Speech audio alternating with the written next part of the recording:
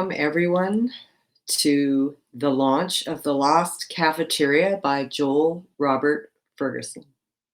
My name is Clarice Foster, and I am the current poetry editor for Signature Editions.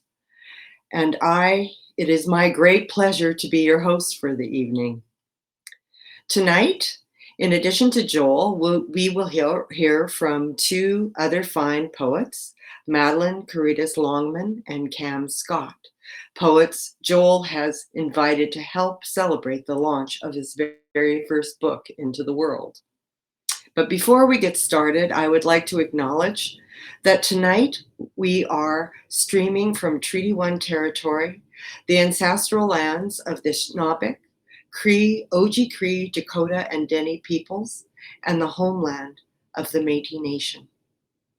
So, to get things started this evening,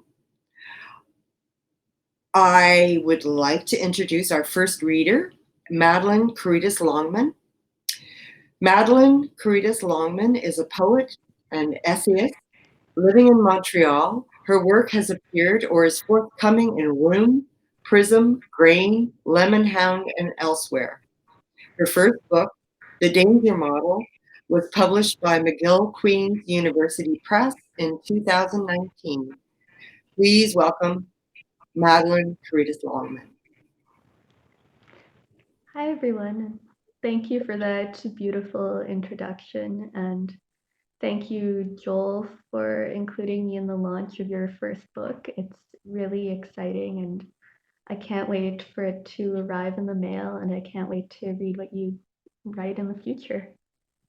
So, for this first poem, it was written in a collaboration with a visual artist, and it's inspired by the art of John Leon Jerome, who created a series of paintings about the myth of truth and truth coming out of her well.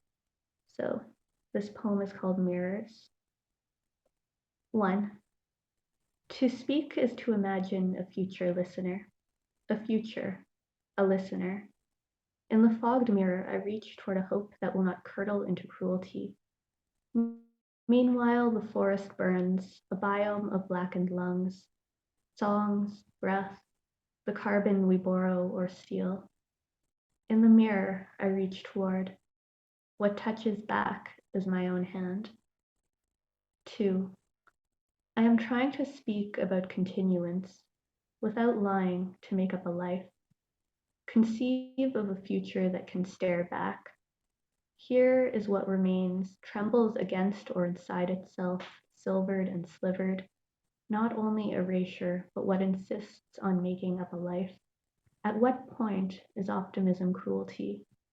Are inevitable names emptied into grass, scattered by wind, silvered and slivered? Erasure and what, despite us, insists. As water stitches its surface unbroken, closes over touch, the earth unwrites us into grass. We listen for wind through the shell where something cries out or sings. As water stitches its surface unbroken, closes over touch, we need the earth. It has never needed us. Through a shell where something cries out or sings, we attempt to conceive of a future that is not denial. We need the earth. It has never needed us. What stares back trembles and remains.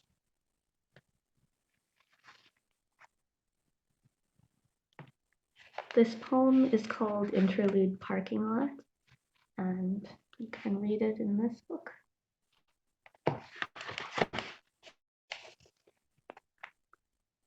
You'll laugh about it someday, and I do. The picture of me, purple lipstick and a pirate hat, solemnly holding a lemon. On the backyard stairs, I sulk, proud in my goth dress and pink feather boa, insist to my baffled father, it's for art. Uncomprehending, he snaps the shutter, allows me to remain. Leave me these snapshots.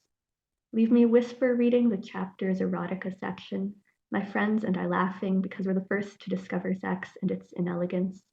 The adrenaline hum when Jay shoplifts, our ears drumming, convinced we'll go to prison over Italian stallions. Leave me the week-long relationship where we held hands once. Leave me the tremble of touching, of being wanted, hair catching in our lip gloss. Leave me in the theater, pulling the loose thread from my best jacket, placing it on the bald head in the next row, convinced this is somehow impressive. Leave me my black pants with chains and zippers, my bracelet with tentacles.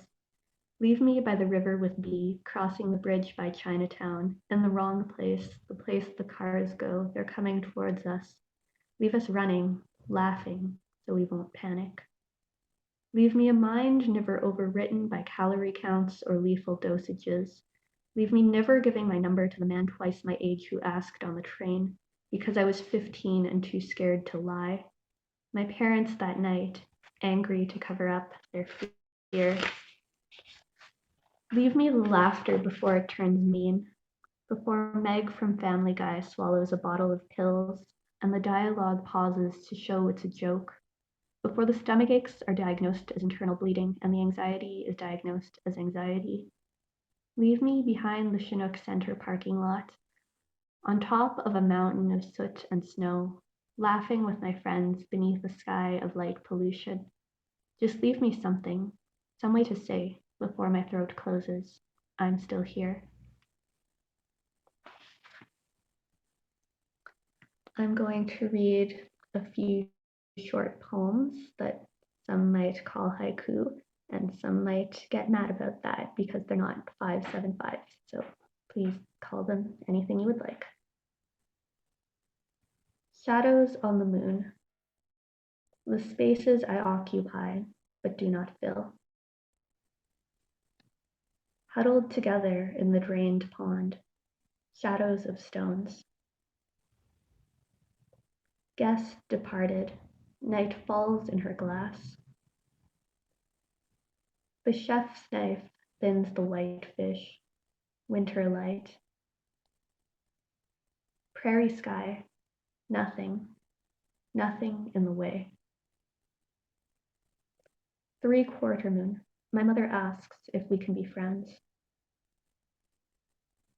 Sneaking away from the festivities, unnamed stars. Rain touching, this body I'd forgotten. Where the moonlight meets us, white horizon. And I'm going to finish with one last poem. This one is called Blank. I gave myself diets as something to do. I thought, when I am a good person, I will be able to levitate. I didn't use the word levitate, didn't try to be the center of attention. I waited to be able to slip off my skin. I believed in reincarnation. I got a job as a waitress, polished glassware until my fingerprints blistered. I said I did not feel it. My relationships kept ending. They said I was boring, said I was passive aggressive or just passive, said I could not take care of myself, that my emotions did not make sense or I could not explain them in a way that made sense. I stayed up until I saw creatures moving under my skin. I slept until afternoon and then stared at the walls. I lied about being drunk because it was easier to explain. People passed through me without touching. I decided I did not want to be a good person. I picked up my phone and threw it at the kitchen floor. I picked up my body and threw it in a snowbank. I took the worst parts of myself and threw them in a poem. I called the poem Love Me, but couldn't say it out loud. I called the poem Hate Me, but couldn't keep my voice steady. I called the poem Manipulation. It wasn't a good poem, but I showed it to everyone. I wanted to fight with my friends, but couldn't stop apologizing, and they didn't realize I was trying to be rude. I wanted someone to be wrong. I wanted to cut edges out of opposites, to see myself outlined sharply on a backdrop. I wanted my friends to be mad at me, but they just asked if I was okay. I said yes. I thought, I don't exist. or I don't exist yet, but I thought it very quietly. I went to parties and drank all the wine and ate all the Oreos and didn't talk to anybody. I went home early. I shut the door and heard everyone talking, but they did not talk about me. Snow swirled on the air. I thought, everyone will be okay without me. The thought did not hurt. A white room opened inside me. The room was very still and very quiet. As I walked, snow struck the asphalt, made crinkling sounds. A taxi pulled up and I stepped in. I did not have to save money anymore. I wanted to be warm. I put my body in warm clothes. I put my body in my bed. I woke up crying. Days in a row, I woke up crying. Or I woke up okay, then crying. I thought I would dehydrate. I thought there was an ending and I missed it. Yet I kept leaking out, whatever the I was. The days laid out bare on the window bled light into one another. I moved my body between rooms. I washed its hair, sometimes. Fed it oranges and coffee, took it to the store. I looked inside it for the white room, but the door was locked. Then there was no door, just blank walls. Then something else. Thank you.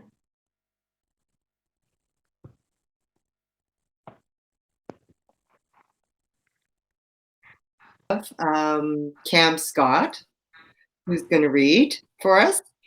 Cam is a poet, critic, and non-musician from Winnipeg, Canada, Treaty 1 territory.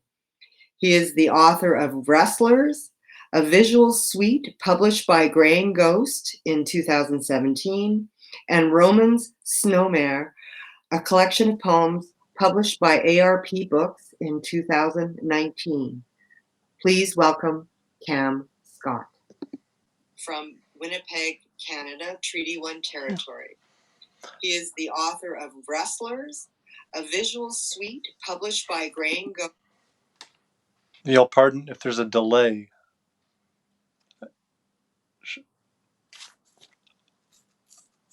I'm figuring out this technology as we go. So maybe if someone wants to say in the chat whether or not I'm rudely speaking over someone or if I'm audible, that would be appreciated.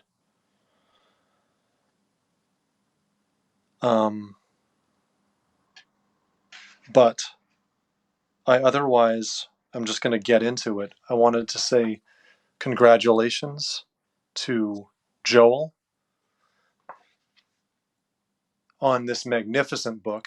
I wish we were celebrating it in person, but I think there is something terribly personal about getting this little glimpse into everybody's respective conditions of lockdown and so on.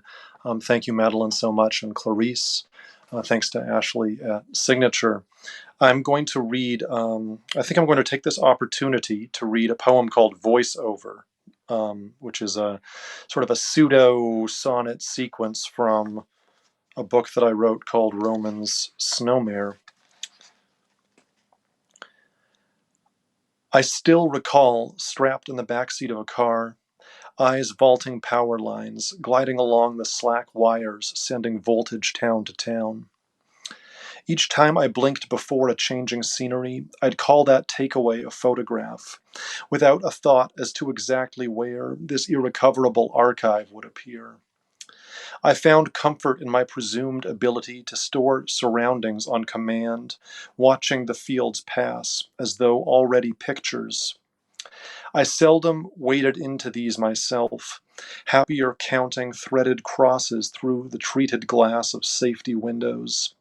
I remember denim pockets on the seat back, stuffed with a day's distractions. Once it occurred to me that this was where the photos went. I am a lifelong passenger, riding beside someone or else behind them with affection.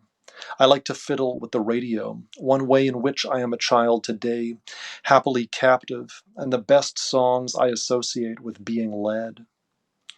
Because of this passive relationship to transit, I'm still terrified of driving. Every time I get into a stranger's car, some part of me presumes an early death. This me that dreads to leave the city, even for an evening, is that same fanatical child who fears all lost when out of touch. Ironically, I am a stalling correspondent, for the city offers its consumer feedback in a there and gone game of immediacy that tends to the nearest horizon. It distracts.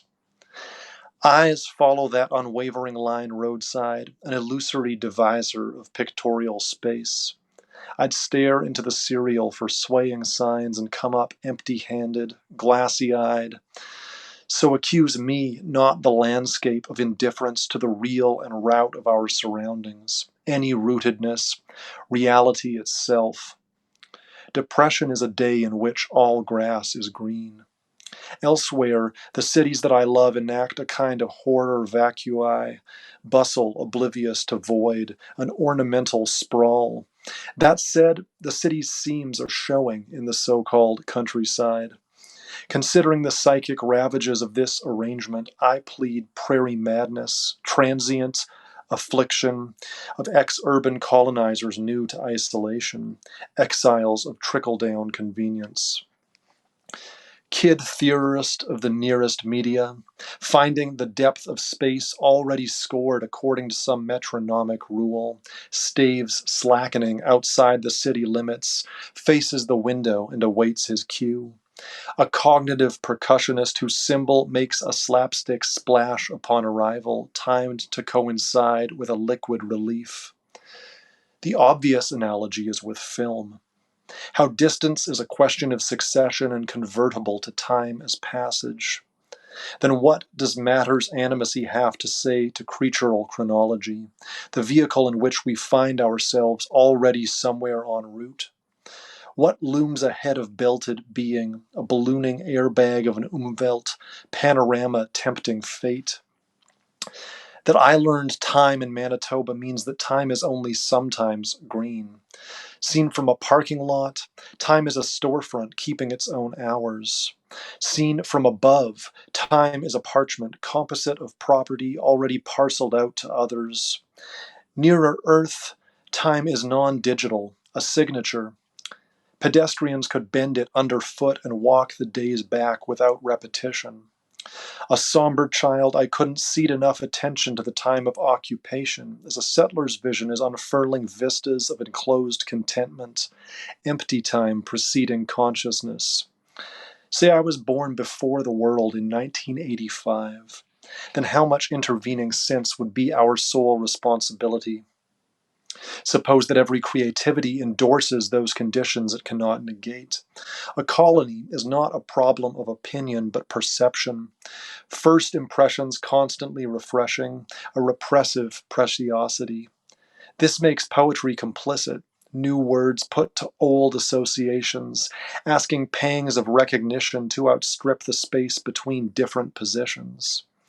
No sentimental technicality can close the apperceptive rend of my own wake across the earth, a tourist from the first.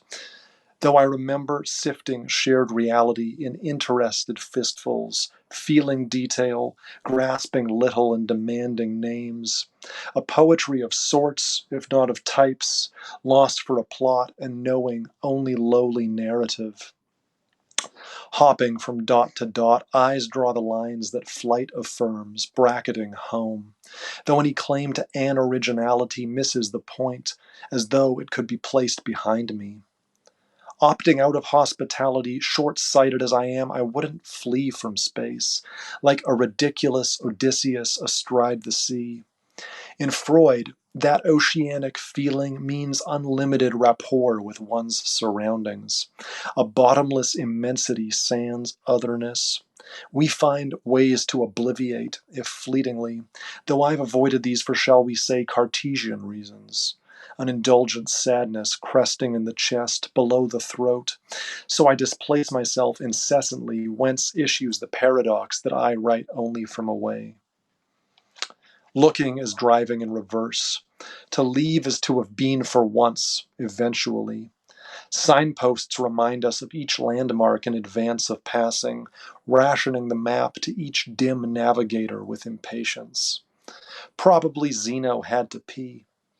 I'm glad to be here, noticing how your knees bounce the keys as an accompanist to road roar in our sonic envelope with snacks.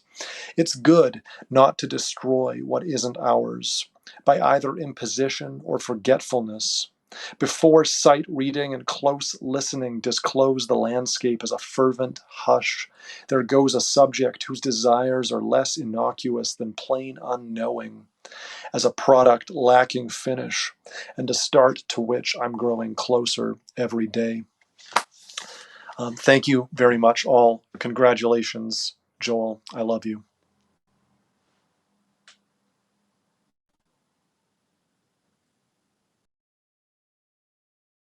Cam, that was quite the reading, as always. So now, finally, and most anticipated, we have the poet of the hour, Joel Robert Ferguson. At age 21, Joel Robert Ferguson had the words book punk tattooed on his knuckles. And to this day, he has no regrets about his decision. I love that story. Anyway, his poetry has appeared or is forthcoming in the Columbia Review, Prairie Fire, Grain, the Capilano Review, Southward Journal, Filling Station, and various other publications. Originally from the Nova Scotian village of Bible Hill, he now divides his time between Winnipeg and Montreal, where he is completing a master's degree in English literature at Concordia University. Ferguson found escape from the parochial world of his working class evangelical Baptist family through literature. In his 20s, that escape became literal as he left the Maritimes and hitchhiked across the country, working odd jobs, experiences reflected in the Lost Cafeteria. The Lost Cafeteria, in my experience, is an amazing and very, how would you say, there's a depth, there's an exploration that we often don't reach, and Joel has done that. So now let's hear him read from it. His debut collection of poetry, The Lost Cafeteria, and here to read it is Joel Robert Ferguson. Thanks, Clarice. And yeah, thanks so much to Madelaine and Cam for reading as well, and for Ashley and Karen at Signature Editions, and McNally Robinson for setting this up. So I'll get right into it. I'm going to read the first poem in the collection. It's called Capacity. A friend from a friend, pardon me, a friend of a friend from out west comes calling to the verdant college town where I live like a bandit king, where I drink wine made from dumpstered apricots by a stone bridge over the Speed River, or was it the Aramosa? I read Max Stirner, pack on ill-gotten weight, eating stolen wheels of brie. I've forged a new aristocratic deadbeat identity, while the southern Ontario summer sprawls, leans into farmland, stretches its arms and yawns. I have sticky fingers. I smell of rot. I believe I am happy. I'm probably not. I never meet him. He leaves his backpack on my porch, heads downtown, decides to swim the Aramosa or perhaps the Speed. He's young and able, and a chance current buries him like a blade deep in the river. I walk the gravel paths of the Aramosa and Speed that night, calling out a name I have no face for, the ritual to conjure life. What rise instead are Latin names for rare diseases that singled out classmates in the first world backwater of my childhood. I return to the small town non-denominational services for the silent girl from math class, loved fiercely by a few close friends, for the high school principal's outgoing son, his football teammates in the front pews. I resurrect the yearly contractions of extended families, elderly neighbors who fell into black hole retirement homes. A friend lost her father in preschool. assuring everyone how little she thought of him, set the rhythm for her nervous tics. The sick and old became less themselves in well-mapped increments. Surviving was within their capacity until it wasn't. All this followed naturally in stages, with grief counselors and pamphlets at every milestone. Reading from their scripts made sense of life. The spell breaks with morning. He is found downstream a span, tangled in the town's flotsam. I see the gurney they carry him away on, the black sheet that covers him. What remains awaits, his army green rucksack on the stoop with its boundary stone weight. And next I'm going to hop around in the book a little bit. Lost Cafeteria, by the way. Hop around in the book a little bit. I'm going to next read his Whitetails at the Northern Shore, which is loosely based on some childhood experiences. My uncle and his cottage in Nova Scotia. His Whitetails at the Northern Shore. 40-odd years selling vehicles for General Motors round central northern Nova Scotia, down dirt roads that curled into forest hamlets with tiny wooden churches, over Nutby Mountain, the old highway under the Folly Lake Rail Bridge, through the Wentworth Valley, Oxford, Spring Hill, Parsboro, then home through Economy in Masstown on Saturday's last dime of light. At retirement, a plaque reading Platinum Dealer, gilt-lit tumblers, the continent's gold outline on their sides, 65 acres and a cabin for hunts amid sleepy farms and cottages on the Northumberland. He saw hoofprints and bought. Years of renos, a satellite dish for weekends with us grandkids, the time until he'd hunt his deer always growing. How he felt about the quad tracks, the spent shell cases on his side of the gate. His was the generation that kept the inside in, but the stands went unfinished. Fences grew in thickets, strands haphazard. Walking his domain, looking for the soft spots in his defenses, his worn fatigues fit like an older brother's hand-me-downs would have if the Spanish flu hadn't. Weekend mornings, we'd join his foglight rangings at the northern shore, checking locks and fences, walking the path along his boundary stream. Later, before the estate sale, we came to him in album pages, among sun-bleached, notable absences. He was younger there than we'd thought possible, with beers and bucks on a score of hoods. His familiar smile betrayed nothing. Hunting with pals till the end, guys he'd sold pickups to, their sons. Never on his land, never his whitetails, never bagged another deer. Bad luck or old age, perhaps, the subconscious deep down unsteadying his hand, we cannot say. So next, I am going to read a much shorter poem called Rucksack Elegy, with a bit of a self-explanatory title. Rucksack Elegy. Most things are left out, and what isn't takes on its proper dimensions. Essentials and irreplaceables only. Wool socks, trail mix, letters, love or otherwise, formed into a cube by gravity and canvas, and fastened to a torso. A seat while waiting, pillow in highway side underbrush come dark, ready for almost anything. Sturdy too, when tossed from a freight train, slowly pulling into a rail yard, its fall gauging speed and safety for its owner who waits to follow. Laid over an unknown cities, it stretches sufficiency just that little bit further for the lived road movie, the pastoral painting, the clumsy joke finding its moment. And next I'm going to read a poem called Night Soil. It's a little bit different.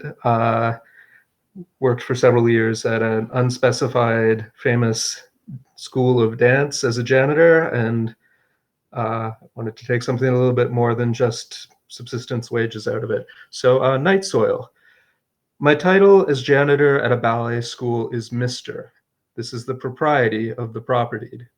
A future Nijinsky smiles and winks at me, snaps his fingers, points to what's his, what's mine. Other bodies make mine an amalgam of horrors. Scrapings sluice into the trap. I eat my midday snack in the stench and vapors. I scrub out stains for a modest fee, an ideal Europa on the Canadian prairie. The pickup truck bourgeoisie pull up at the shores of Tripoli. From the passenger seat, Marinetti calls, Forza Italia. His big wheel Hemi disgorges a trophy family.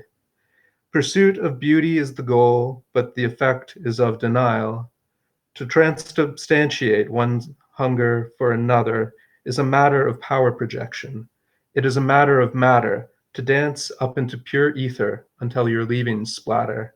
It's a matter of rejecting what you can't bear to be. Ballet school on a Saturday is the fall of white Saigon. Every day is like Sunday. Every night is bunga bunga. Call what's left behind night soil. Call me Mr. Joel.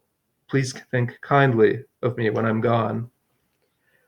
And I think I have maybe time for one more. I'll try and end on a bit more of a upbeat note. This is a love poem for my fiance, Anne, who is watching in the other room and amazing support in all things. This poem is called Distance Love Some. In measure of the hours we keep, the world to which we belong, nestled in how it's seen, there are tracts and versts yet to travel. We see the materials as they are now, not without a story, but total, a hole in the page, in the letter adrift among stones and firs on the lonely line approach to northern towns, in a lone onion dome, marring the line between snow and gray sky, the green signs that point to dirt roads showed Icelandic patronymics. Ignore the strength that did nothing. Forgive the pulsing clusters of subdivision that creep as farms first crept, which we cross and are perforated by, shot through with joy. The little ruts, too, marked with orange warnings that precede the rumble of gravel, are more in the groove of the grandfathered inn hut on the back quarter that peeks round the manse, that drinks Trunk Highway. There are men wearing skull masks who don't see the ends of their thirst and grant nothing. Again, you and I know the ache that flares with distance, measure time by that meter. In the ringing industrial park, the engines skittering through skies and over roads, the heat and frosted eyelids. Learn this distance in the zones we cross and reset clocks for, and see therein how we must number and budget a love before the little lights reemerge for us. And yeah, that's it. Thank you very much, everyone who's tuning in. Yeah.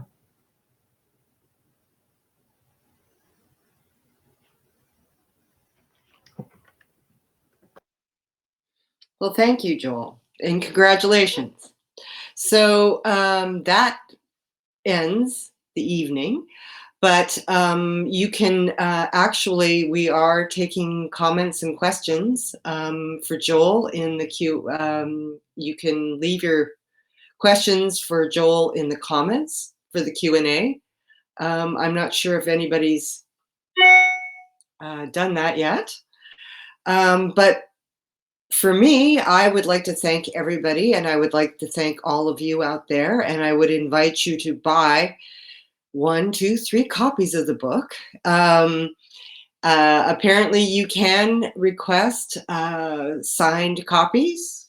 There are special secret handshake instructions to be able to do that, which I believe you can find through the signature website. So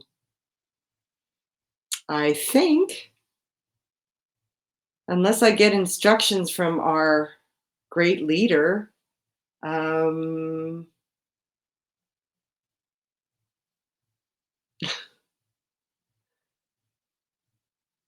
it looks like we don't have any questions. So I think we're going to wrap things up. I would like again to thank the readers, all the readers tonight, including Madelaine, Cam, and Joel especially.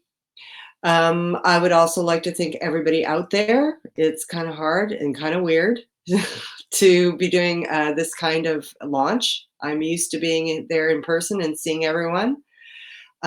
So I do hope the rest of you buy this book. It's really Lost Cafeteria, the poems.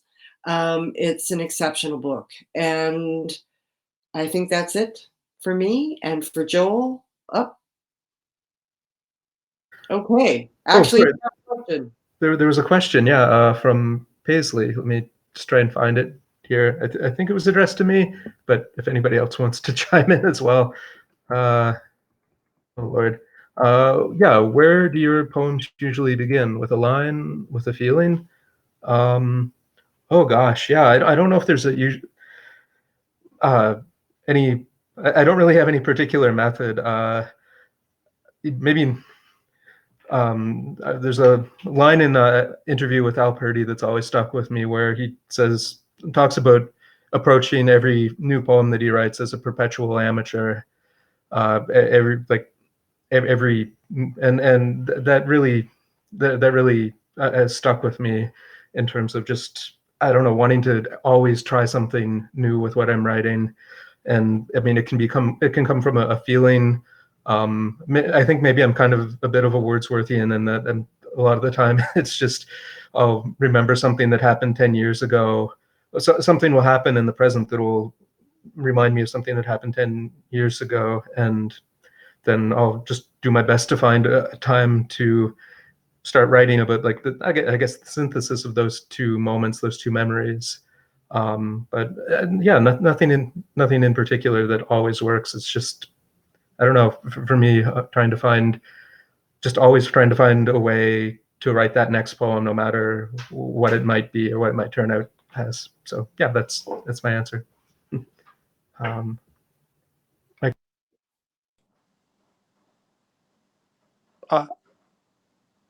I hope not to be talking over anyone, because this is a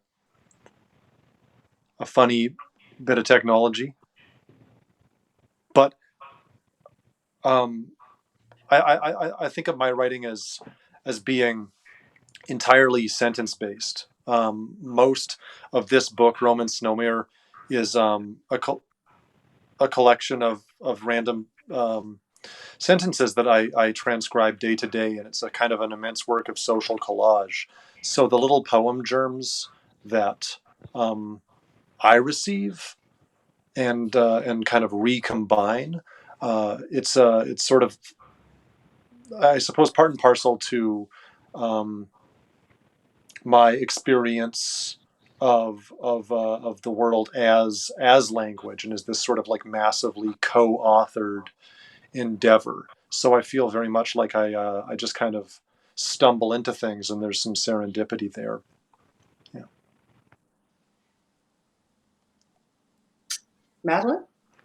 Yeah, can you see me? My phone is being a little weird right now. Yeah. Great.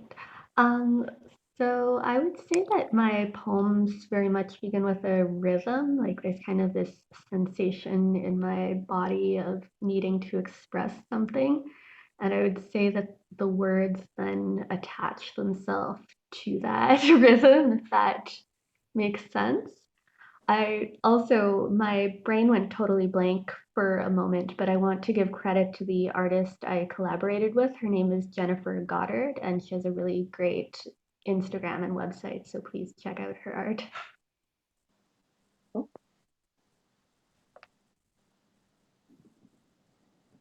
Okay.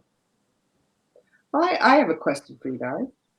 I'm just curious, as an editor, and sometimes regarded as a very mean editor, I'm just curious what your expectations and experiences of the editing process for all those writers out there who are looking at publishing a book. Editor, and sometimes regarded as a very mean editor, I'm just curious what your expectations and experiences of the editing process for all those writers out there who are looking at publishing. Yeah, I'll go for it if that's okay. First off, I didn't find you to be a mean editor at all. I really appreciated all of your suggestions, and I think I took most of them. They're really, really good. I think I had a bit of an unusual experience with getting this book published because it's too long of a story, but basically I was working on two different manuscripts at the same time, one for signature and one that just not it wasn't working out as my creative thesis at Concordia.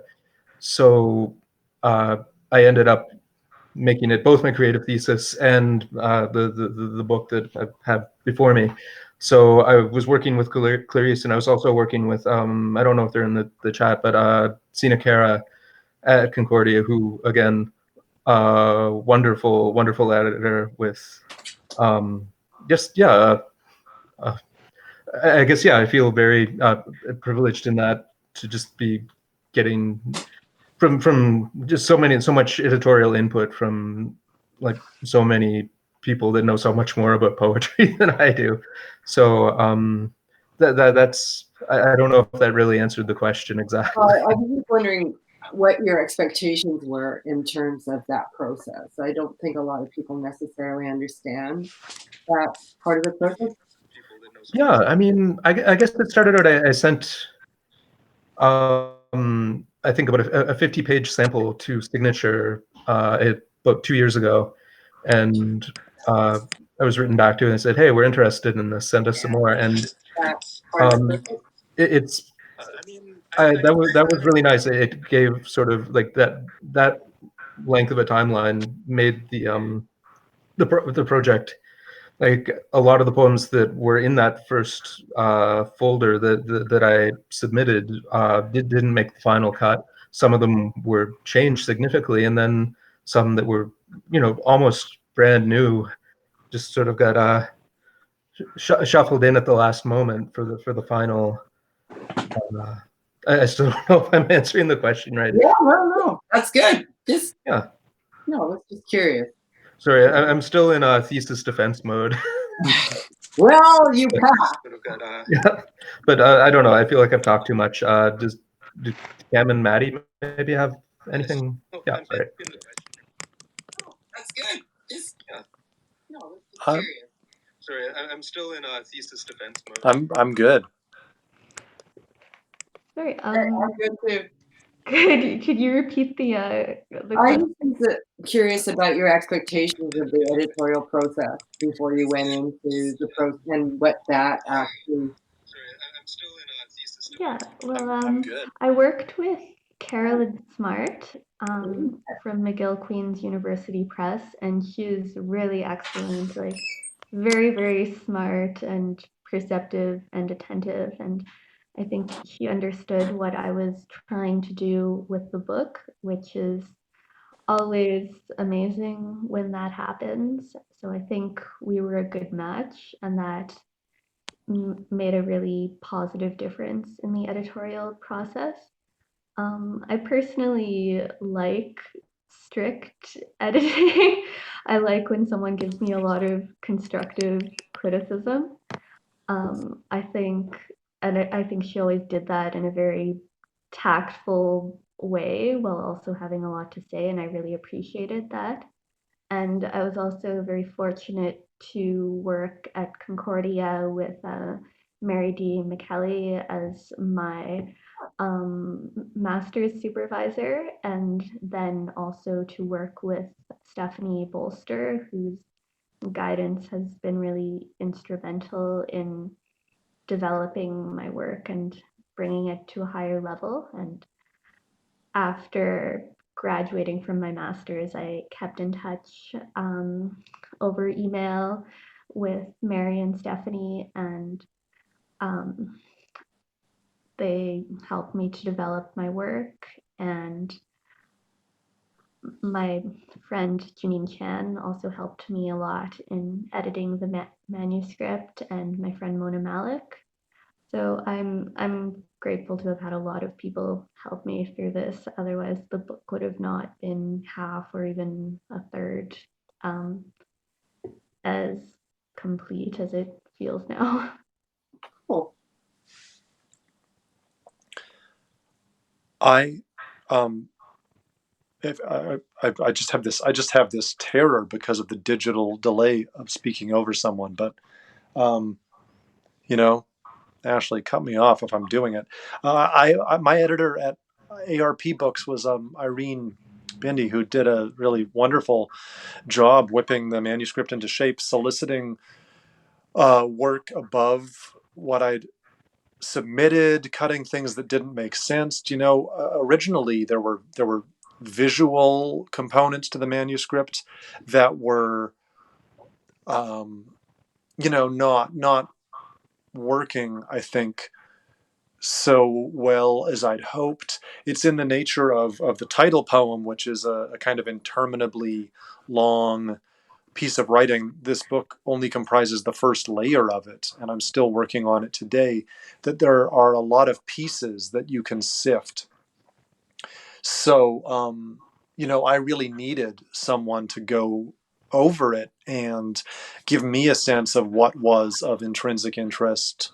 There were things I got cold feet about that I felt reaffirmed in presenting, and then there were things that weren't working, that were substantially revised. And I think that if you're proceeding in a spirit of implicit trust, and you know that you're dealing with someone who is a careful reader of poetry, I mean, anything they suggest at all is an honor. So, for me, the editing of the book was one of the most affirming experiences that I've ever had as a writer. And I'm very, very grateful to Irene and to ARP for furnishing me that. Cool. Any other questions? Okay, next question for Joel. Oh, yeah, I'm back. With regards to the question from Leo about there being some parts in the poem Night Soil that rhyme and some that don't.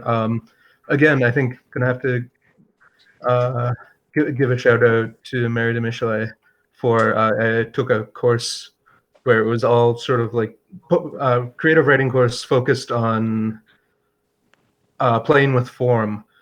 And while we were doing that, I was also so that got me writing poems that rhymed for a while. But at the same time, I was I guess the two key poets that I was reading at the time that were influencing the different things I was experimenting with would be, and it's an odd couple, but Frederick Seidel and Terence Hayes,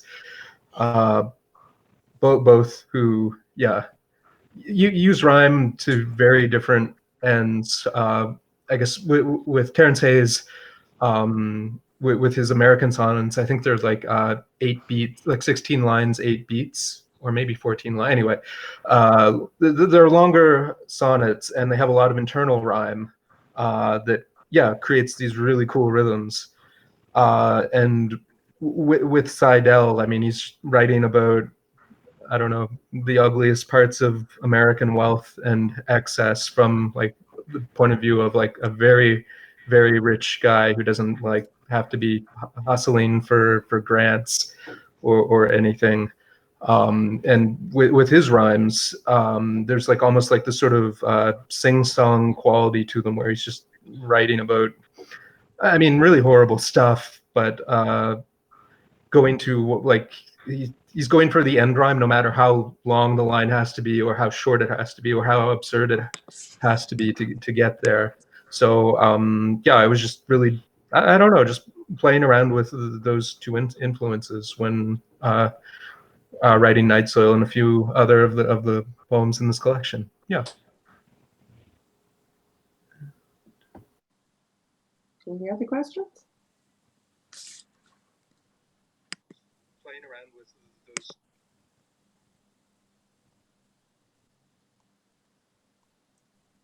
Okay. Well, how about how many times have I closed this reading? About 3 times now. But again, I'd like to really thank everyone for their very fine readings. It's always amazing. One of the things about launches is that it to participate one is to help somebody take that.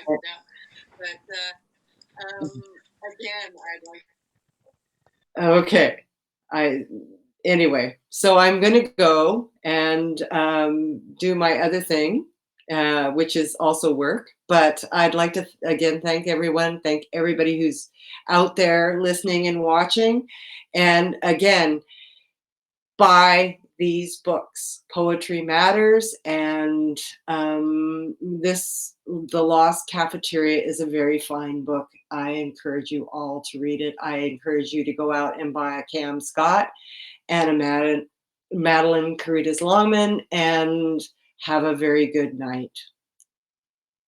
Yeah, thank you, everyone. And yeah, thanks, Clarice and Cam and Madelaine. Yeah, thank you, everybody. This has been wonderful. Yeah. Thank you, and congratulations, Joel. Thank you. Thank you, Joel. Thank you, Clarice. Thank you, Madelaine. Thank you.